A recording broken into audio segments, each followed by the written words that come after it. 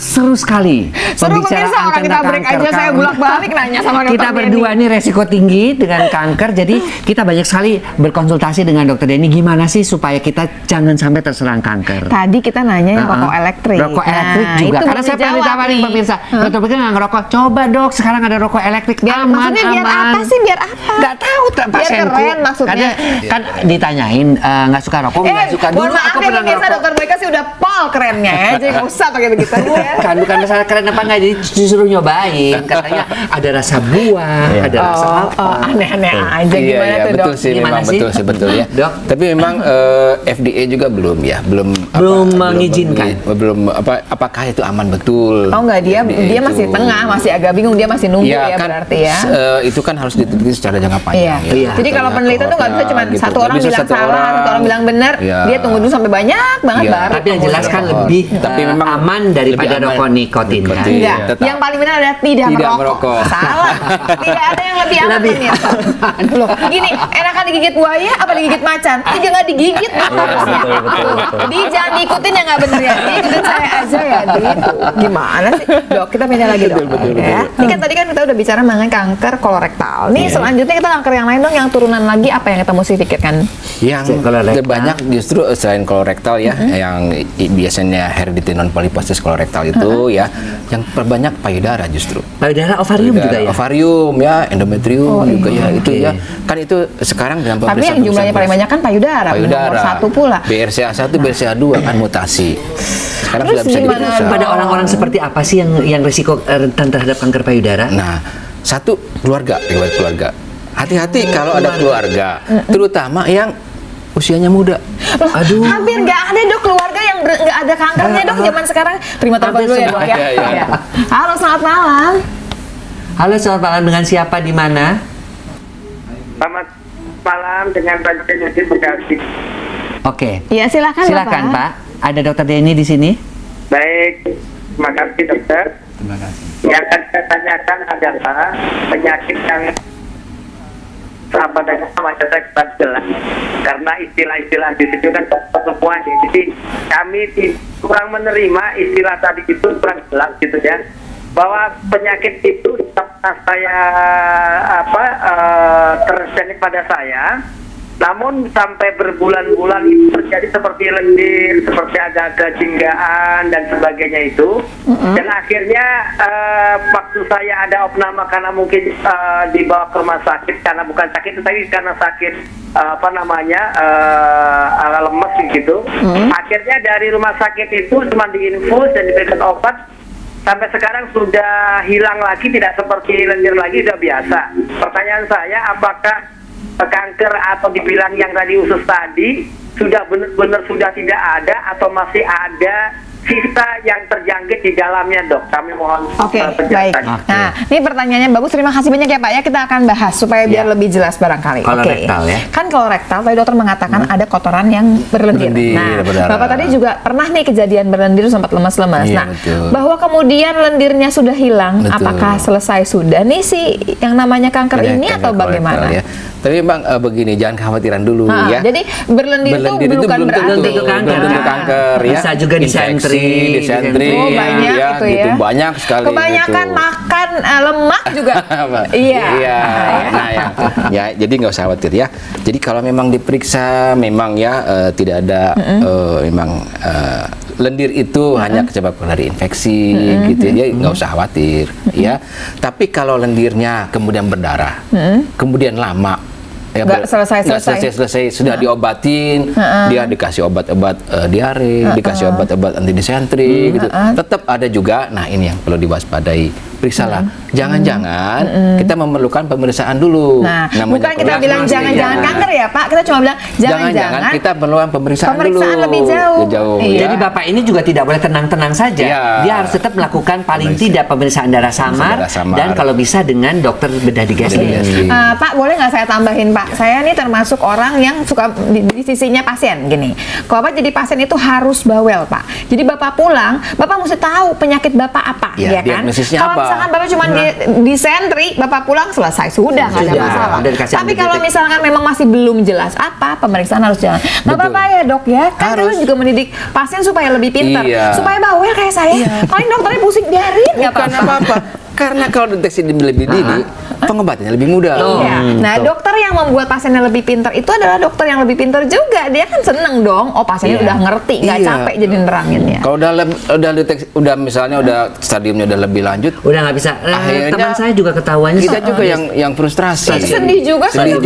Sedih juga. Artinya kamu jangan diem aja. Kamu bahagia kalau sih. pasiennya pintar deteksi dini, waduh, cepet kita bisa ngobatin. Kamu pernah nggak buang air besar berlendir? Pernah sih. Ya, biasanya sih emang bener kalau habis makan yang gorengan, berlemak, begitu ya. Memang ada beberapa buah juga yang kemudian membuat pencernaan itu lebih banyak sih lendir keluar. Karena sih lemaknya banyak dikeluarkan, nggak terserap semua.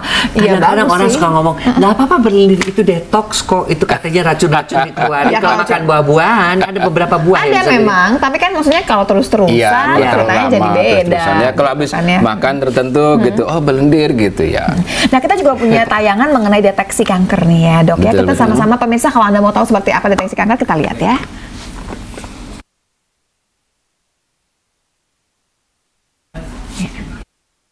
Dok. Iya kan dok? Oh, ini rumah sakit Darmais. Oh dok, ada yang hafal loh dengan rumah sakit Darmais. Coba dokter Boyke yang ceritain coba. Ini onkologi sosial. Ini ayo dong dok, cerita dong dok. Itu adalah di bagian tempatku tuh. Iya betul. Ini kan dokter Boyke dulu ini pengalaman sekali ya. Ini kan deteksi dini kanker, kita punya instalasi di rumah sakit Darmais. Tapi rumah sakit lain juga ada sih deteksi dini ya. Cuman dulu kita masih. Kayaknya dokter Boyke ini pensiun dini gara-gara nggak bisa nanyain seks ya. Karena kan berat kanker, nggak mungkin dong nanya-nanya itu. Ya memang yang paling sering kami itu adalah untuk deteksi dini kanker payudara dan kanker serviks yang karena paling banyak. Karena paling banyak, paling mudah deteksinya ya. Tapi juga sekarang ada juga apa sih deteksinya dok biasanya dok? Nah nanti kita jelaskan ya. Deteksi dini yang penting tuh waspada. Kalau wanita sadari. Periksa payudara sendiri. Hari jangan lupa. Sampai hari ke-10 setelah haid kalau wanita. Kalau yang belum menopause, kalau yang sudah menopause, cari aja tanggalnya ya. Kemudian setelah itu di atas 35 lebih baik itu adalah pemeriksaan USG dan mamografi. Oh, dia tandem ya, double ya USG mamografi. Tapi dokternya juga perempuan, jadi nggak usah takut. Dokter Hardina di instalasi deteksi. Tapi kalau dalam keadaan sakit mah laki-laki juga nggak kenapa-napa kali ya. Ya kan diperiksa, kemudian kan berarti pasiennya sudah pakai baju nih, udah pakai baju khusus nih sudah ya. Tinggal diperiksa gitu ya. Kemudian jadi dokternya periksa juga, dokternya USG gitu ya. USG, kemudian nanti juga diperiksa mamografi. Kalau yang USG biasanya dokternya onkolog, apa kemudian? Yang USG biasanya dari bagian radiologi. Nah, jadi radiologi ya biasanya kita di bagian radiologi. Dokter onkolog hanya melakukan USG untuk tindakan. Misalnya dia akan melakukan biopsi, kemudian dia melakukan. Nah, jadi kan diantar nih pasiennya. Diantar ini ke pemeriksaan radiologi, USG dan mamografi. USG dan mamo. Biasanya juga saya ngambilnya juga USG mamo. Biasanya di bagian radiologi itu di basement kan? Di basement betul. Masih inget kok jalan-jalannya. Ini salah satu pendiri kan. Dari mulai dibuka. Gitu ya. Tahun 2008, 15 tahun aku di sana. Iya. Nah ini itu kayaknya sepi banget sih dok karena di radiologi kali ya. Kalau di bagian pendaftaran di atas mah umpel-umpelan kayaknya. Ini memang sengaja kami supaya ngambilnya. Kami ambil setelah selesai pelayanan. Jadi tidak mengganggu. Baik.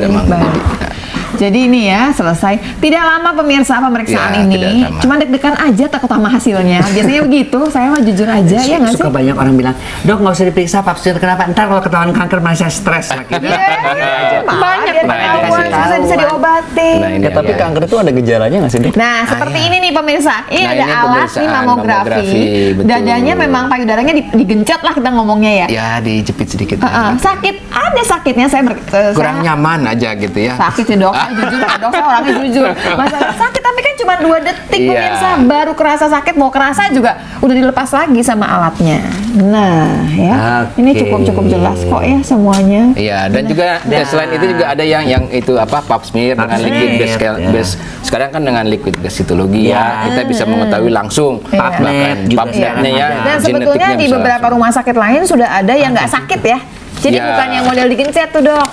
Ada juga. Seberapa jauh sih dengan ketepatannya dibandingkan dengan USG payudara? Nanti kita jawabnya ya. Penasaran kan ya? Nanti kita jawabnya. Jangan kemana-mana pemirsa, tetap bersama kami di sini di Kata Siapa? Di Kata Dokter pasti. Nah pemirsa, kita masih bicara mengenai kanker yang turunan. Tapi kita sudah sampai ini loh. Di penghujung acara. Di penghujung acara. Padahal saya tuh masih belum puas deh rasanya karena kalau ngebahas kanker memang panjang ya pemirsa. Iya, baru payudara sama kolorektal aja.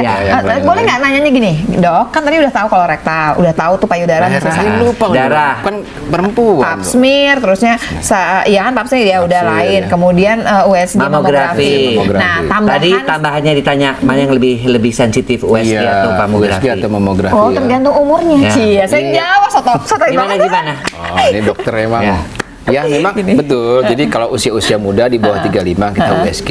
Iya. Tapi tahu nggak kenapa? Sombong banget, tahu nggak kenapa? Karena kan ininya bentuk payudaranya. Bukan, kelenjar sama lemak itu komposisinya beda.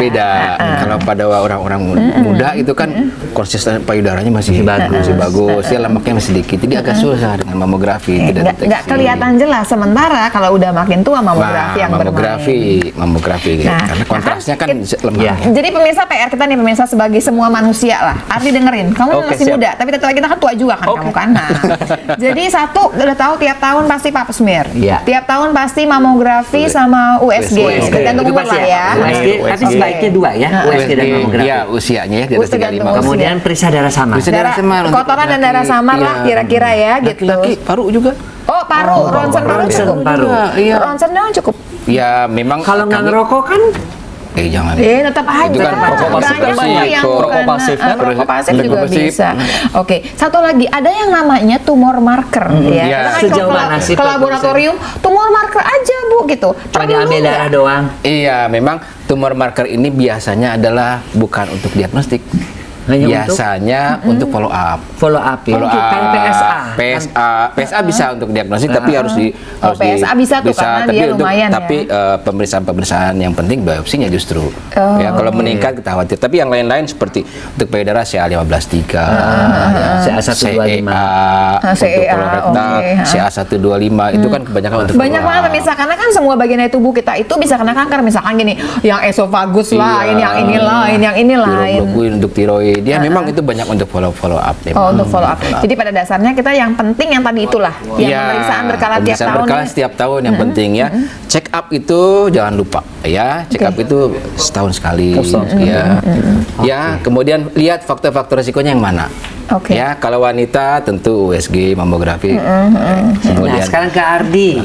Ada rencana apa sih ke depan? Ke depan iya. Katanya dia pengen jadi sekolah ini pas lagi break bisa aku nanya kan. Dia break dulu sekolahnya.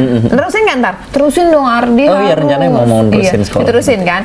Kemudian. Tapi untuk yang ke depan ini paling deket ya ini pengen nekunin dancing illusionist biar bisa go internasional. Ini doain laki-laki muda-muda gitu. Bukan cuma laki-laki sih, semua lah pemuda gitu ya. Terus mau go internasional kenapa enggak? Mengharumkan nama bangsa. Diaspora juga. Nah ini ada suatu quotes pemirsa. Bagian quotes bagian Dr. Boyke. Kasus-kasus kanker seharusnya menjadi pemicu kita untuk berintrospeksi diri mengenai siapa kita dan apa yang telah kita lakukan terhadap tubuh sendiri. Jadi kalau kemudian kita melakukan sesuatu yang tidak sehat untuk tubuh kita, sebenarnya kita sedang menzolomi tubuh kita sendiri. Padahal kalau nggak sehat baru kerasa pemirsa ya.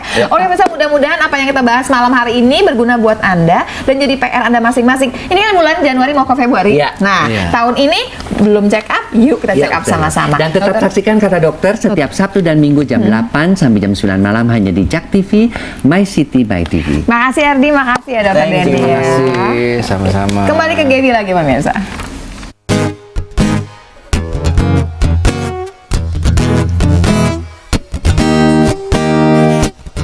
Kiraku takkan pernah jatuh cinta lagi. Ternyata aku salah saat bertemu denganmu. kau bicara, hatiku pun bicara. Mengapa kau buatku jadi mati gaya? Mendekat salah, menjauh salah, bicara salah. Mengapa semua jadi serba salah? Sungguh matiku jadi jatuh cinta padamu. Sungguh ku menyukai semua yang ada padamu.